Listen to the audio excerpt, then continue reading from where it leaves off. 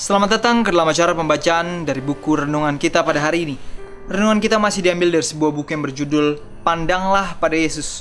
Sebuah buku yang ditulis oleh seorang yang bernama George R. Knight. Melalui pembacaan dalam buku ini kita akan kembali melihat bagaimana pengajaran Kristus dan bagaimana pengajaran itu dapat aplikatif dalam kehidupan kita saat ini. Dan biarlah melalui pelajaran yang kita baca, kehidupan kita akan semakin diubahkan lebih dekat kepadanya.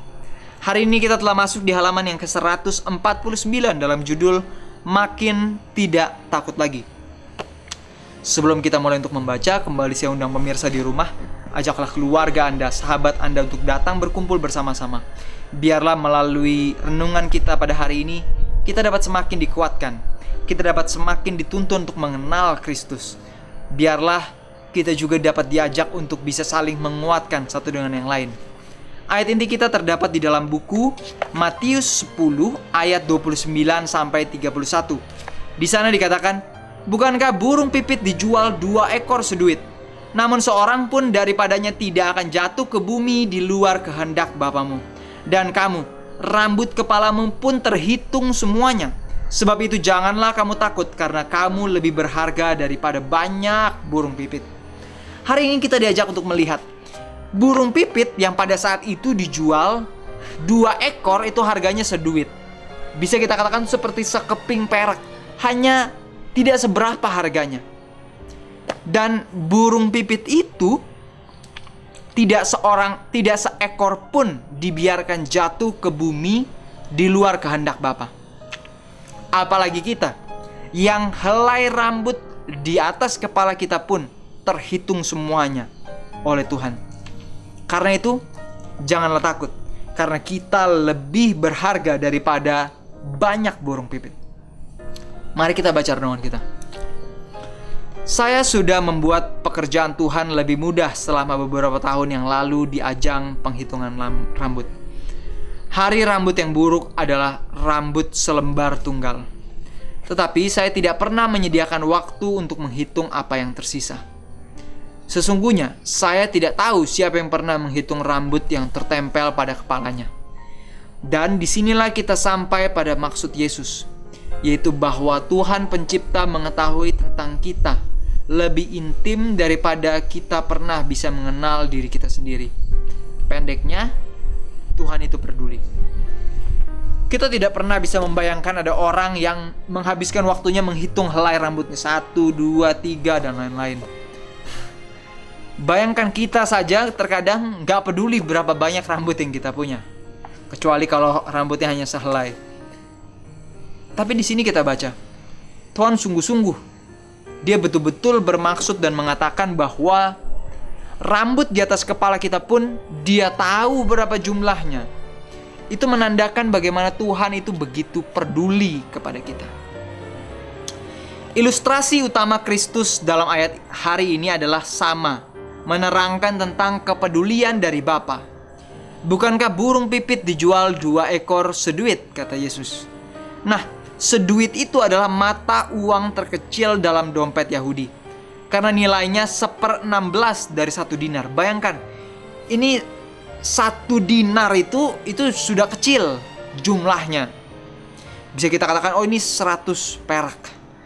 Tapi 1 dinar itu, seduit itu bukannya 1 keping dinar, tapi 1/16 dari 1 dinar. Jadi lebih kecil lagi jumlahnya. Nah, kita baca lagi. Jadi jumlahnya tidak besar. Dan kita dapat membeli 2 ekor burung pipit hanya dengan seduit. Jadi hanya dengan 1/16 dari uang dinar kita bisa membeli 2 ekor burung pipit. Berarti bisa dikatakan ini sangat murah. Mungkin pada saat itu burung pipit sangat banyak sehingga harganya begitu murah. Lalu di dalam kitab Matius tadi, manusia coba diparalelkan dengan burung pipit, di mana dikatakan burung pipit yang sebegitu murahnya, tapi Tuhan jaga. Tidak akan dibiarkan burung pipit tiba-tiba jatuh.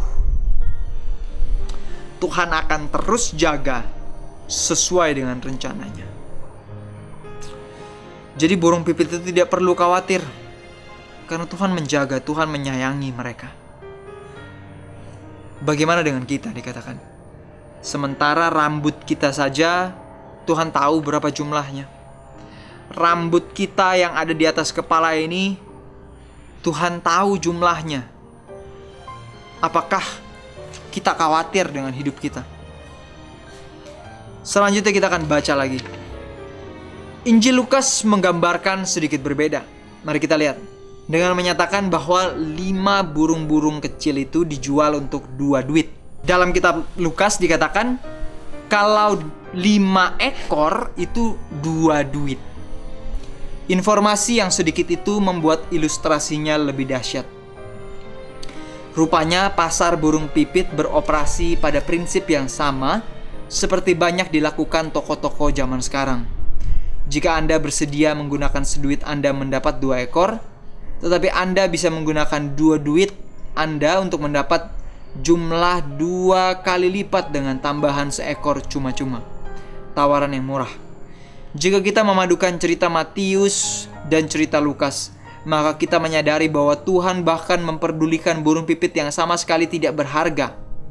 Atau sebagaimana seorang penulis pernah kemukakan, bahkan burung pipit yang terlupakan berharga bagi Tuhan.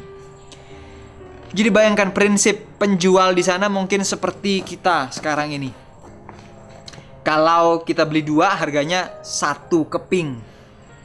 Tapi kalau kita beli 2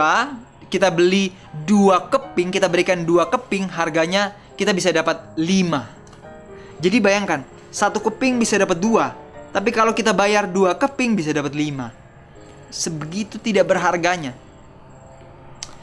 Tapi yang tidak berharga itu saja Tuhan jaga dan peduli. Sahabatku yang ada di rumah, apakah Anda merasa diri Anda tidak berharga? Apakah Anda merasa diri Anda seolah-olah tidak bermakna? Anda merasa diri Anda seperti tidak punya tujuan? Apakah kita merasa diri kita ini selalu yang paling rendah di antara keluarga, teman-teman kita, sahabat kita, rekan kerja kita? Apakah kita selalu merasa diri kita ini yang paling lemah? Di tengah problem dan masalah dalam hidup kita, di tengah kita merasa diri kita ini tidak berharga dan tidak berdaya, Tuhan peduli.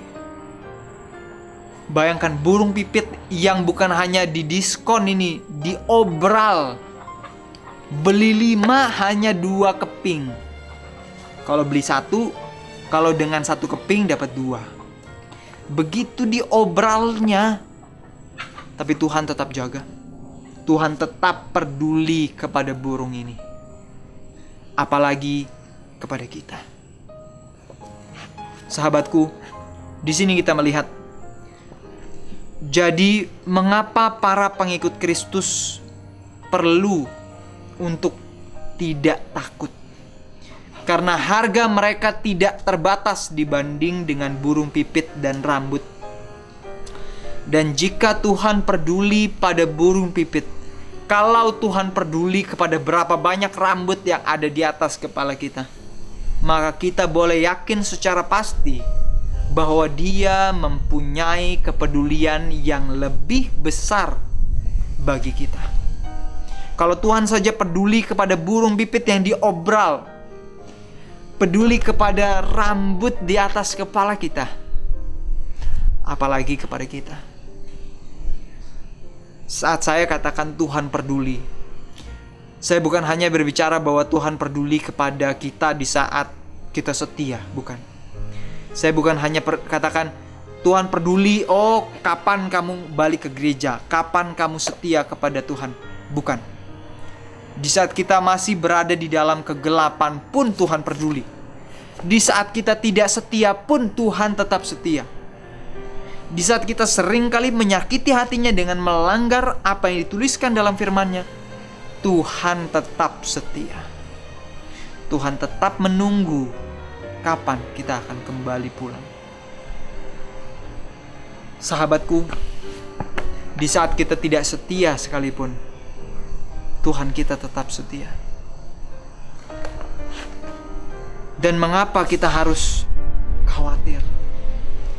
Mengapa kita harus takut? Mengapa kita harus merasa bahwa diri kita ini lemah? Tuhan peduli dan Tuhan mau menolong kita di tengah problem, masalah, tantangan dalam hidup kita. Dia peduli kepada kita sebagai umatnya. Dia rindu. Kerinduan hati Tuhan adalah agar setiap orang dapat diselamatkan dan memperoleh hidup yang kekal. Setiap orang. Mereka yang punya latar belakang yang buruk, atau mereka yang dalam hari-hari kehidupan, wah ini anak yang baik menurut pada orang tua. Bukan hanya yang menurut saja, yang sedang saat ini berada di jurang dosa sekalipun, Tuhan rindu agar kita selamat. Pertanyaan bagi kita pada hari ini adalah, kalau Tuhan mempunyai pola pikir seperti itu, bagaimana dengan kita? Kalau Tuhan melihat orang yang berdosa, orang yang jahat saja, Dia lihat dengan sebuah pandangan yang mengasihi.